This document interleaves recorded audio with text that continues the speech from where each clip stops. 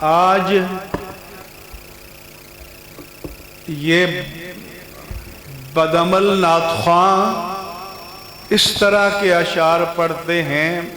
میرے پاس فتویٰ آیا کہ رضی اللہ عنہ کہنے والے کوئی اور ہوں گے، اساں تا کہنے علیہ السلام علی مولا. یعنی وہ تان کر رہا ہے، وہ طنز کر رہا ہے کہ جو صحابہ کرام کو رضی اللہ عنہ کہتے ہیں تو اپنی دانش میں وہ مجھ پر، آپ پر، اس مجمع پر تان کر رہا ہے، اور اس بد نصیب اور ظالم کو پتہ نہیں کہ رضی اللہ عنہ کہنے والا تو رب ذوالجلال ہے. اللہ فرماتا ہے کہ رضی اللہ عنہم ورضوا عنہ.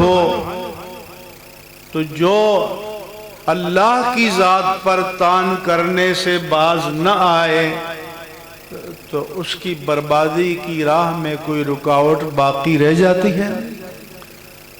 اللہ فرماتا ہے اہل بدر کے لیے کہ رضی اللہ عنہم ورضوا عنہ، اللہ ان سے راضی ہو چکا. ماضی کا صیغہ ہے اور وہ اللہ سے راضی ہو چکے.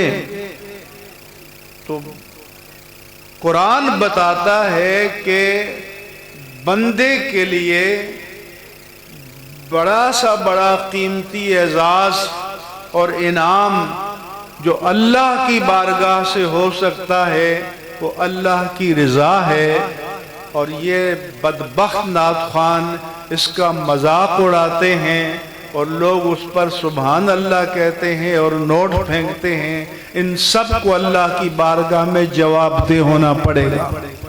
اور جو علماء اس طرح کے اشعار سن کر اسٹیج پر خاموش رہتے ہیں اور روکتے اور ٹوکتے نہیں ہیں یا پیر ہیں، ان سب کو بھی اللہ کی بارگاہ میں جواب دینا پڑے گا.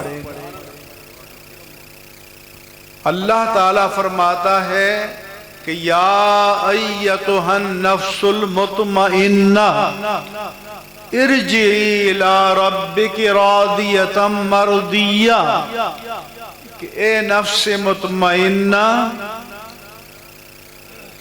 تو اپنے رب کی طرف لوٹ آ. اللہ کی ذات تمہارا استقبال کرنے کے لیے تیار ہے، اس حال میں کہ تو رب کو راضی کرنے والا ہے اور رب نے تو تجھے راضی کر ہی دیا ہے. تو اللہ تعالیٰ اپنی رضا کو ایک انعام کے طور پر بیان کرے اور یہ بدبخت لوگ اس کا مذاق اڑائیں جلسوں میں، پبلک میں، اور کوئی ان کو روکنے اور ٹوکنے والا نہ ہو.